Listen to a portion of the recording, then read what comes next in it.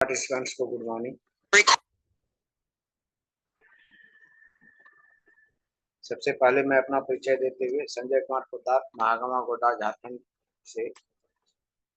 और सबसे पहले मैं परमपिता परमात्मा को चरण वंदन करते हुए, हमारे माता पिता जन्मदाता उनको चरण वंदन करते हुए, हमारे रिएक्शन के फाउंडर डॉक्टर दातुल शिवजीन और हमारे विश्व गुरु माता पिता ज्ञान Vasupalaiya sir and Ratna ma'am sir, उनको चरणों में नमन। साथ ही साथ उनके कदम से कदम मिला के चलने वाले डॉक्टर एस रंजन सर को भी नमन। और बिहार झारखंड की धरती में इस डिएक्शन बिजनेस को एक तेज रफ्तार के मूर्त रूप देने के लिए, जो कि आज इस दुनिया में नहीं है, श्री के अग्रवाल सर को कोटि कोटि नमन। और हमारे जितने भी अपलाइन हैं सभी को नमन। तो आज का मेरा जो टॉपिक है, रिएक्शन ही क्यों।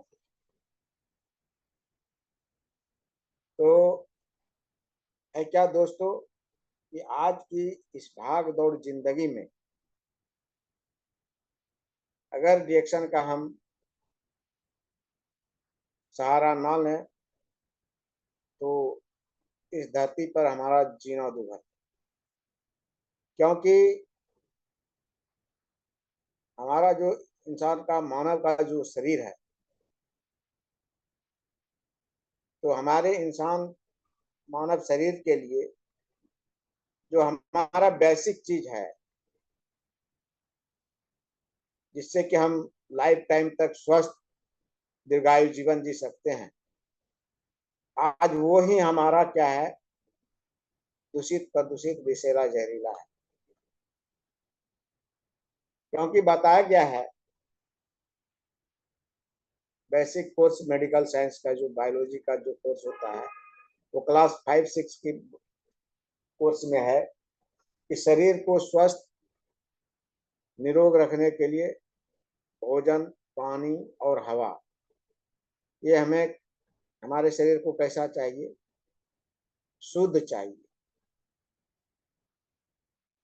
आज क्या हो रहा है कि हमें जो हमारी बेसिक चीज है, भोजन, पानी और हवा, ये क्या हो गया दोस्तों, बहुत ही दूषित प्रदूषित विषैला जहरीला हो गया। और है क्या कि हमारे पूर्वज का जो रहन सहन की जो व्यवस्था थी, उनकी जो जीने की जो व्यवस्था थी, वो हम लोगों से भिन्न थी। क्योंकि उनके समय में वो एक लंबी दीर्घायु जीते थे, 100 साल की लंबी आयु जीते थे।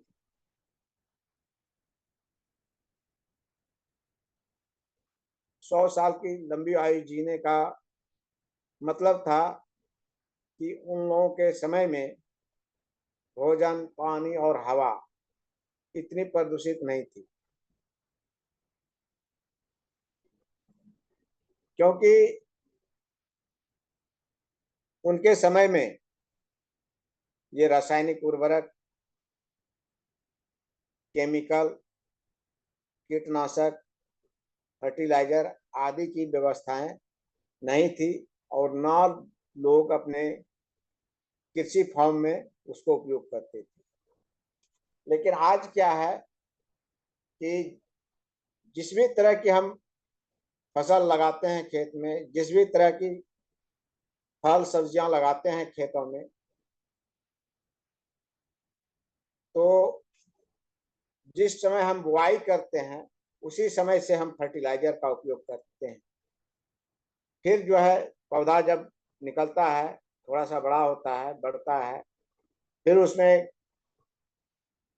कीड़े, जीवाणु, इस सब का प्रकोप हो जाता है। फिर उससे बचाव के लिए हमें क्या करना पड़ता है, कीटनाशक का उपयोग करना पड़ता है।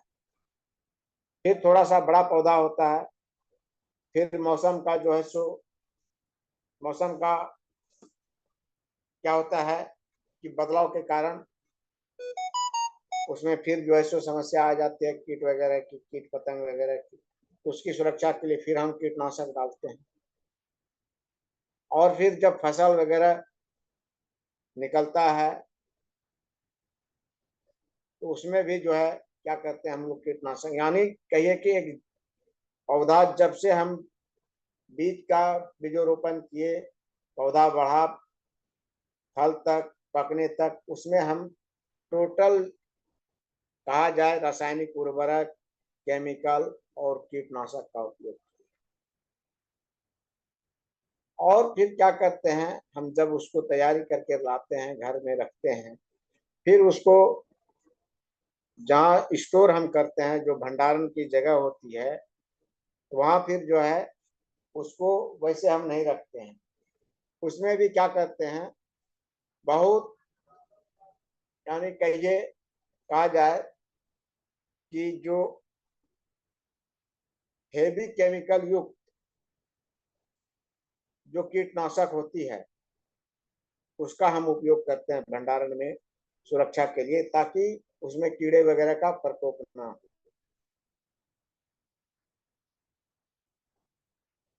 और उसको फिर क्या करते हैं, हम रखते हैं कि साल भर सुरक्षित, कि इसको हम खाएंगे, और जो भी बचेगा उसको हम बीज के रूप में अपने खेती में उपयोग करेंगे, या फिर हम उसको, उससे जो भी बचेगा फिर हम उसको मार्केट में बेचेंगे, उससे पैसे का जो भी आवश्यकताएं होंगी उसकी हम पूर्ति करेंगे। तो कहने का तात्पर्य यही है दोस्तों कि हम जो, हमारा जो बेसिक चीज है, जो भोजन, पानी, हवा, तो उसको हम क्या कर रहे हैं, फुल्ली जो है उसे हम, यानी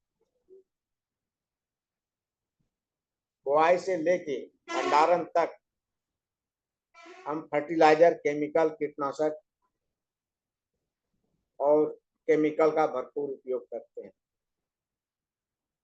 और उसी को हम लोग क्या करते हैं, रसोई में पकाते हैं और खाते हैं।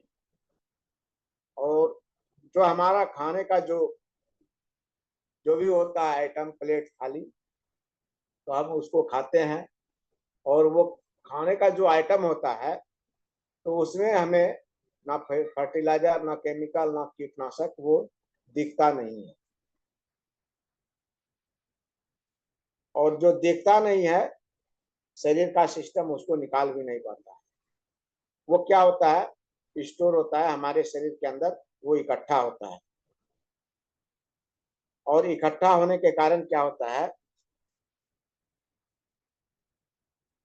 वो फिर हमारे शरीर में इकट्ठा होकर के, दानादार होकर के, फिर पत्थर, गांठ, ट्यूमर का रूप लेता है। गैस वगैरह बनना शुरू होता है, गैस, अल्सर, कैंसर, ट्यूमर, यानी एक छोटी सी समस्या से स्टार्ट हुई, गैस बनना, गैस बनने से फिर जो है सो बड़ी बड़ी अल्सर, कैंसर, ट्यूमर, ये सब बनना शुरू हो गया।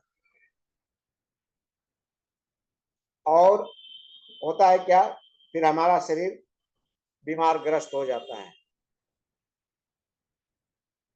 और बीमार ग्रस्त होने का मेन कारण क्या हुआ, वही हमारा फर्टिलाइजर युक्त, केमिकल युक्त, कीटनाशक युक्त भोजन, पानी और हवा। यही एक समय था जब हमारे पूर्वज खेती करते थे, वो लोग ऑर्गेनिक खेती करते थे, कंपोस्ट वगैरह डालते थे खेत में। उस समय फर्टिलाइजर, केमिकल, कीटनाशक की व्यवस्थाएं नहीं थी। हम लोगों ने देखा है खुद अपनी आंखों से कि उस समय जो अपने किचन गार्डन में लोग हरी साग सब्जियां उगाया करते थे, अपने बारी वगैरह में हरी साग सब्जियां लगाया करते थे, तो वहां पर लोग जो है, अगर जो भी सब्जियां लगाते थे, हरी साग सब्जियां, उसके लत में या फिर जो है पौधे में कीड़े वगैरह लग जाते थे, तो लोग वहां क्या करते थे, ऑर्गेनिक तरीके से ये गोबर से, गोईठा वाली राख होती थी, उस जले हुए राख से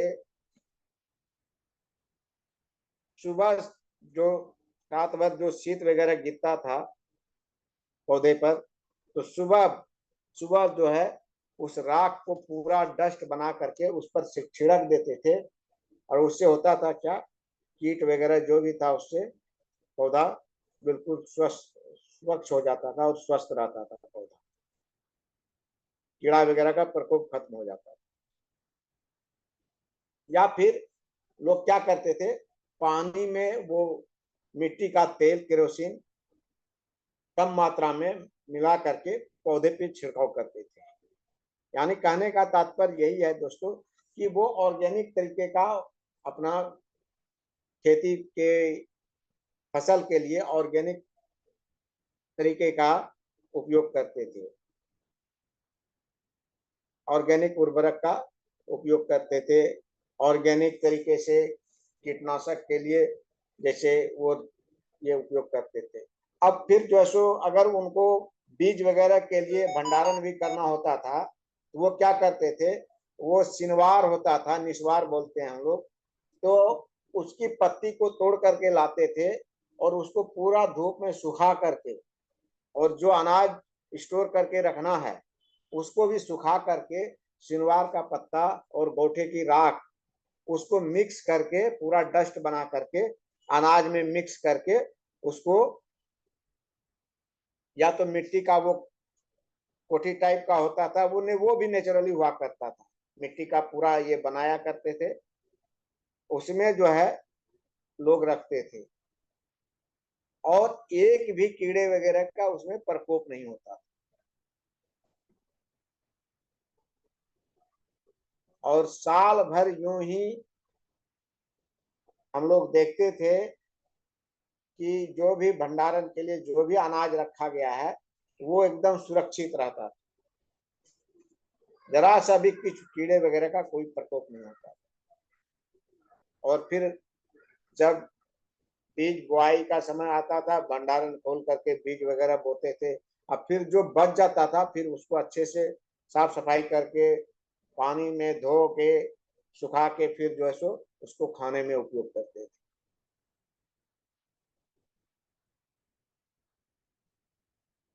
तो वो प्योर ऑर्गेनिक तरीके से, यानी कहने का तात्पर्य यही है दोस्तों कि वो नेचुरली विधि से, प्राकृतिक विधि जो था उस विधि को उपयोग करके अपना जीवन यापन करते थे, और जीवन आप यापन करते थे तो उनकी आयु 100 वर्ष की होती थी, 100 साल जीते थे, स्वस्थ दीर्घायु लंबी जीवन जीते थे, स्वस्थ जीवन जिया करते थे। और अपने भारतवर्ष को बोला गया है ऋषि मुनि महात्माओं का देश है। ऋषि मुनि महात्मा की कहानी है, वो जंगल में तपस्या क्या करते थे, और तपस्या करते थे 100 साल तक।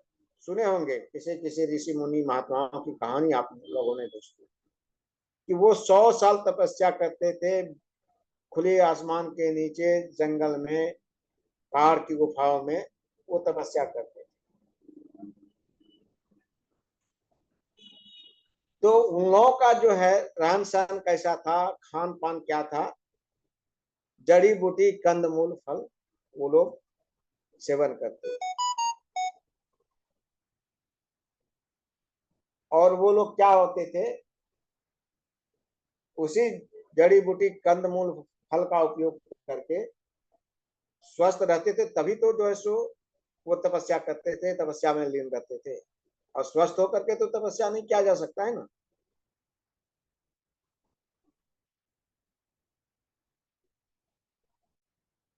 तो उन लोगों का, हमारा जो भारतीय परंपरा थी, आज हम लोग उसको भूल चुके हैं।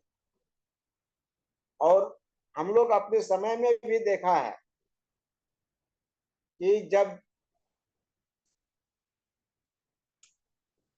बारिश के सीजन में खेती हुआ करता था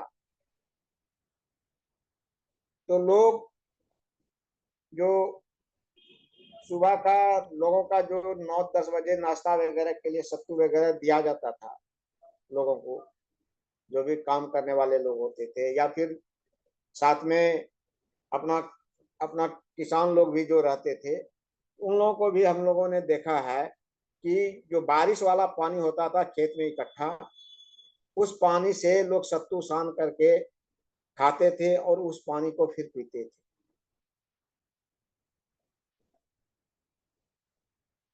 लेकिन वही समय आज बदलाव हुआ दोस्तों। क्या लोग खेत का पानी पी रहे हैं, खा रहे हैं? नहीं। पहले लोग नदी का पानी पीते थे, कहीं कहीं पर तालाब का पानी पीते थे, कुएं का लोग पानी पीते थे। फिर चापाकल आया, चापा नल आया, फिर म्यूनसिपैलिटी वाले जो है नल वगैरह की व्यवस्था किए। धीरे धीरे परिवर्तन होते चला गया। आज क्या है, लोग बोतल बंद पानी का उपयोग कर रहे हैं।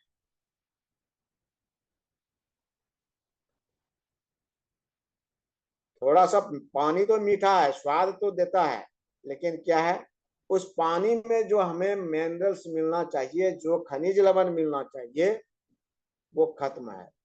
उससे हमें खनिज लवण नहीं मिल रहा है। सिर्फ हम मीठा जल कह करके उसको पी रहे हैं, पीने में अच्छा मीठा लगता है, मीठा जल है।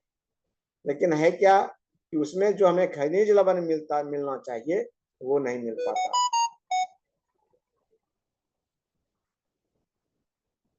कुएं से या नदी से भी क्या होता था, वो जमीन के अंदर से लोगों को खनिज लवण मिला करता था। लेकिन आज जो है, बोतल बंद पानी में क्या होता है, उसको फिल्टर करके उस चीज को वेस्ट कर दिया जाता है, और फिर उसमें सिर्फ कहिए टेस्ट के हिसाब से मीठा पानी बचता है और लोग उसी को उपयोग करते हैं।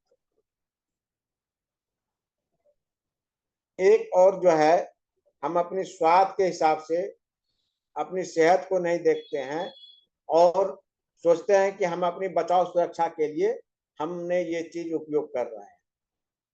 खाने में भी जो है, जो भी आइटम है मार्केट में, जो भी खाने के जो आइटम बिक रहे हैं, तो जो लोग देखेंगे कि साफ, जैसे चावल ही लेना है तो लोग देखेंगे साफ सुथरा है, उसी चीज को लेंगे, उसी चावल को लोग खरीदना चाहेंगे और पसंद भी करते हैं। या फिर सब्जी का भी जो आइटम है, सब्जी मार्केट में लोग जाते हैं, जो देखने में पूरा साफ सुथरा हो, सुंदर हो, चकाचक हो, लोगों को लगे, देखने में लगता है कि फ्रेश फ्रेश है, और उसी फ्रेशनेस के देखने में जो फ्रेश है, फ्रेशनेस के ऊपर लोग जाते हैं। लेकिन है क्या कि वो फ्रेश नहीं है, ताजा नहीं है। उसमें जो है वो प्रकोप जो है, वो फ्रेशनेस का, वो ताजी जो देखने में जो लगता है, फ्रेश जो देखने में जो लगता है, तो उसमें क्या किया गया है, केमिकल का उपयोग किया गया है। जैसे कि जो भी हरी साग सब्जी है, जैसे बैगन हो गया या फिर लौकी हो गया, तो उसका जो है प्राकृतिक तरीके से बढ़ने का जो समय है, वो 15 से 20 दिनों का समय है नेचुरली तरीके से। लेकिन लोग क्या करते हैं आज, किसान, वो बैगन की खेती करते हैं, लौकी की खेती करते हैं, क्या करते हैं, वो केमिकल एक होता है ऑक्सीटॉक्सिन, उसका इंजेक्शन देते हैं उसमें, और इंजेक्शन देते हैं, जो छोटा फल होता है रातों रात वो बड़ा फल हो जाता है, और फिर उसको निकाल करके मार्केट में व्यापार सबको देते हैं। और फिर जो है, जो खरीदने वाले लोग होते हैं, हमारे आपके जैसे लोग, वो खरीदते हैं, साफ सुथरा देखने में भी लगता है, ताजा भी लगता है, और हम लोग उसको लेते हैं, फिर हम लोग उसको उपयोग करते हैं। तो साधारण सी बात, समझने वाली बात है दोस्तों, कि जो नेचुरली तरीके से 15 या 20 दिन में उसका बढ़ने का जो समय प्राकृतिक तरीके का, तो क्या क्या लोगों ने उसको इंजेक्शन दे करके, फल में डंठल में इंजेक्शन दे करके क्या किया, उसकी आयु को कम कर दिया। जो फल 15-20 दिनों में बढ़ने वाला था, तो वो क्या कर दिया, एक दिन में ही रातों रात बड़ा हो गया, तो उसकी आयु कम हो गया। अगर उस चीज को हम लोग सेवन करेंगे तो हमारी आपकी आयु क्या होगी, समझ सकते हैं। स्वाभाविक सी बात है कि केमिकल के हम लोग पूरा केमिकल से और कीटनाशक से और फर्टिलाइजर से घिरे हुए हैं। अभी हम लोगों को नजर से बाहर जो भी प्रदूषण गंदगी दिखता है, तो क्या करते हैं हम लोग, साफ सफाई करते हैं या उस गंदे की व्यवस्था में ही रहते हैं। और साफ सफाई नहीं करेंगे तो हमारा एक मन की विचारधारा होती है कि अगर इसको साफ सफाई नहीं करेंगे तो यहाँ जीवाणु कीटाणु पनपेगा, वायरस होगा।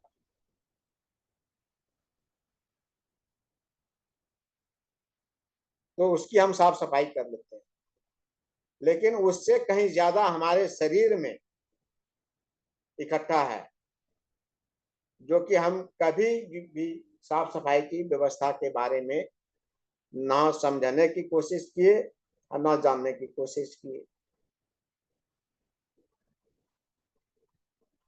थोड़ी सी भी किसी भी तरह की हमारे शरीर में कोई समस्याएं आती है, किसी भी अंग की तकलीफ की, क्या करते हैं हम लोग, कुछ नहीं देखते हैं, सीधा हम घर में अपने परिवार में से कितनी भी लोगों को हुआ, तो वो सीधा हम लोग क्या करते हैं, या तो हम अपने भरपूर कोशिश करते हैं कि चलो भाई घर में कोई भी मेडिसिन वगैरह जो भी उनकी समस्याएं हैं, दर्द तकलीफ की, तो वो हम उनको लाके देते हैं कि चलो भाई घर में ही कहीं ठीक हो जाए। और जब ठीक नहीं होते हैं, फिर हम क्या करते हैं, उनको एक मेडिकल व्यवस्था में ले जाते हैं। और मेडिकल व्यवस्थाएं में तो ले ही जाते हैं, फिर वहां डॉक्टर क्या देते हैं, दवाइयां देते हैं। और हमारी जो समस्याएं हो रही है, किस कारण से हो रही है, कि हमारे शरीर के अंदर जो भोजन पानी हवा है, जो अदृश्य रूप से हमारे शरीर में जा रहा है और वो इकट्ठा हो रहा है, वो साफ सफाई नहीं हो रहा है, उस कारण से हमारा शरीर के अंग का जो सेल है, जिस भी अंग का जो सेल है, वो क्या हो रहा है, डैमेज हो रहा है। कोशिकाएं हमारे क्या हो रही है, असुरक्षित हो रही है, और वो क्या हो रहा है, बीमार हो रहा है। बताया गया है, मेडिकल साइंस में बताया है कि कोशिका स्वस्थ तो शरीर स्वस्थ, कोशिका अस्वस्थ शरीर अस्वस्थ, कोशिका समाप्त तो शरीर समाप्त। तो कोशिका कैसा होना चाहिए, स्वस्थ कोशिकाएं होनी चाहिए। शरीर के जिस भी अंग की जो भी कोशिकाएं हैं, तो वो होनी चाहिए स्वस्थ। और वो स्वस्थ होगा तो हमारे शरीर का अंग स्वस्थ होगा, और अंग स्वस्थ होगा तो फिर हमारा शरीर स्वस्थ होगा। तो है क्या दोस्तों, कि हमारा जो बेसिक चीज है, वो ही आज क्या है, हमारा बहुत ही गड़बड़ है। जैसे कहा जाए कि शर्ट का पहला बटन अगर गलत लग गया, तो वो नीचे से ऊपर तक गलत ही लगेगा। और वही हो रहा है कि आज हम लोगों का भोजन पानी हवा प्रदूषित है। तो क्या हो रहा है, हमें हमारे शरीर का हर एक तरह का जो है तकलीफ हो रहा है, और फिर हम उसके ऊपर दवाइयां वगैरह का सेवन करते हैं। दवाइयां वगैरह का सेवन करने के कारण क्या होता है, धीरे धीरे दवाइयों का डोज बढ़ते चला जाता है। तो एक बीमारी हमारे शरीर की, एक तकलीफ हमारे शरीर से दूर नहीं हुई, फिर दूसरी बीमारी तकलीफ की समस्याएं आ जाती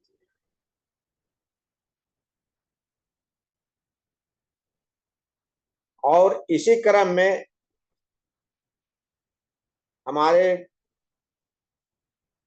फादर ऑफ डिएक्शन महामानव के रूप में आए और उन्होंने गैनोडर्मा के ऊपर रिसर्च किए,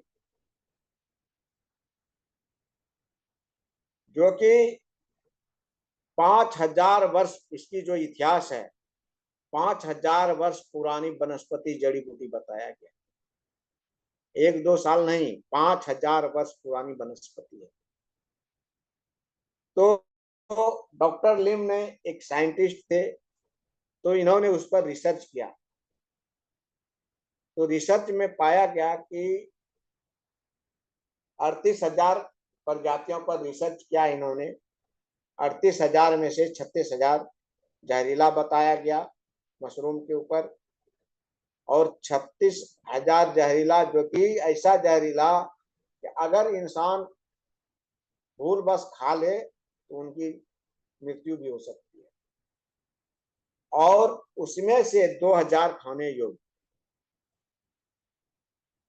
जो मशरूम की हम लोग सब्जी वगैरह में भी खाते हैं, और 2000 में से 200 औषधीय गुण वाला,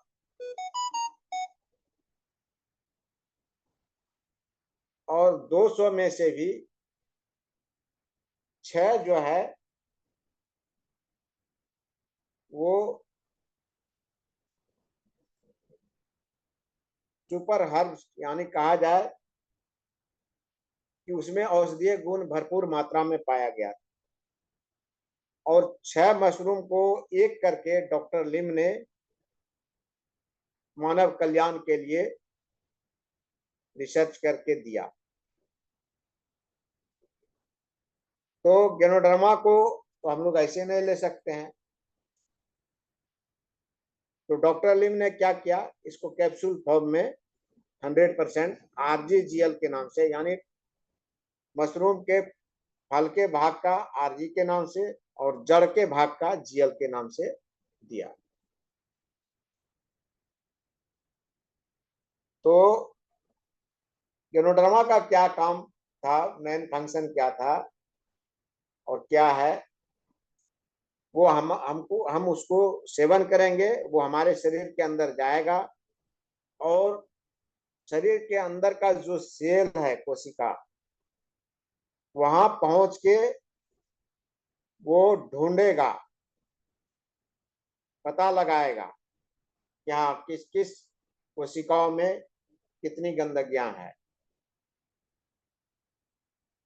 फिर उसकी साफ सफाई की व्यवस्था करेगी, और साफ सफाई होने के बाद क्या होगा, उसको फिर उसके लिए जो उपयुक्त पोषण चाहिए उस सेल को, वो पोषण भी देने का काम करेगा।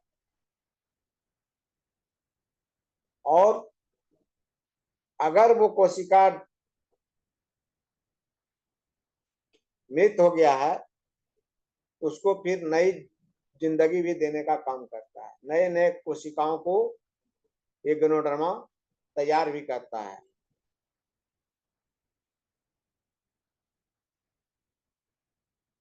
और हमारे शरीर में क्या करता है, एक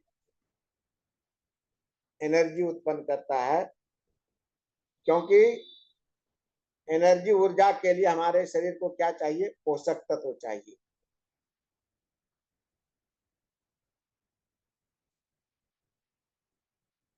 तो कैप्सूल फॉर्म में जो दिया, तो लोगों को समझ में आया कि कैप्सूल तो बीमार व्यक्ति लोग, कैप्सूल टेबलेट तो बीमार व्यक्ति लोग खाते हैं,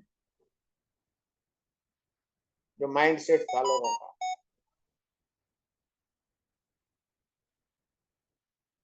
तो बीमार हम थोड़े हैं जो कि हम कैप्सूल खाएंगे, टेबलेट खाएंगे।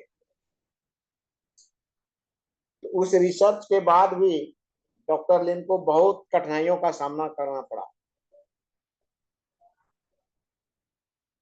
फिर जो है डिमांड, उन्होंने देखा लोगों का डिमांड क्या है, तो डिमांड में पाया गया सबसे ज्यादा मांग है, लोग हर एक देश में अगर पानी के बाद कुछ दूसरा पीते हैं, एक गरीब वर्ग से लेके अमीर वर्ग तक के लोग जो पीते हैं, तो वो चाय कॉफी पिया करते हैं।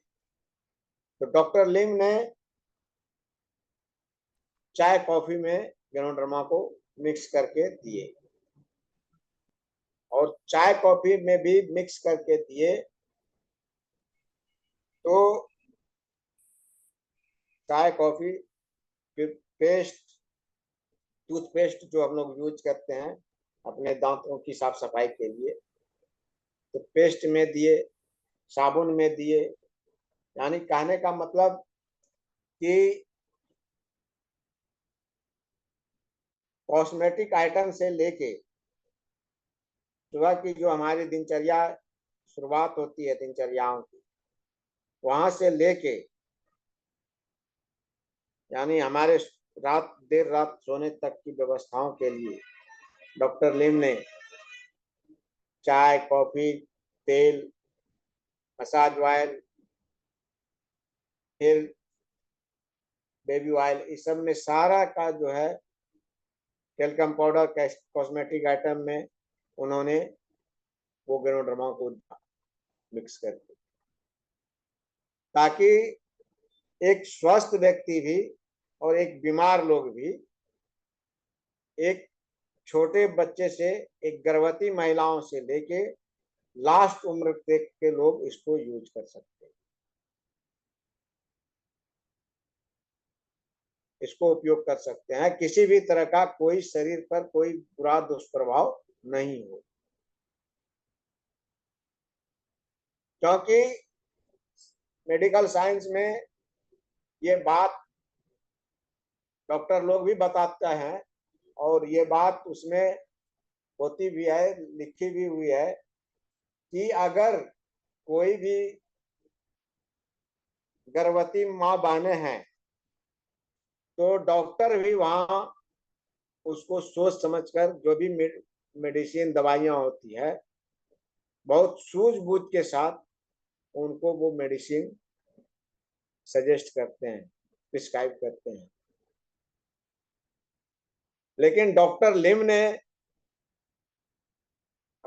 इमेजिन की बात है दोस्तों, ये यानी सेकंड गॉड है, जो कि इन्होंने जो गैनोडर्मा प्रोडक्ट के ऊपर रिसर्च किया, मशरूम के ऊपर जो रिसर्च की, एक गर्भवती महिलाओं से लेके लास्ट एज तक का लोग, सभी लोग उपयोग करेंगे, किसी भी तरह का कोई शरीर के ऊपर कोई बुरा दुष्प्रभाव नहीं होगा।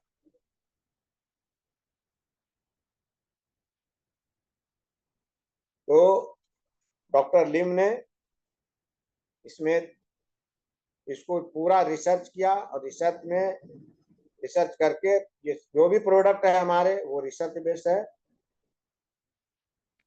तो दोस्तों मैसेज आ रहा है, हम लोग रिज्वाइनिंग करेंगे, फिर हम आगे बात करेंगे इसके ऊपर।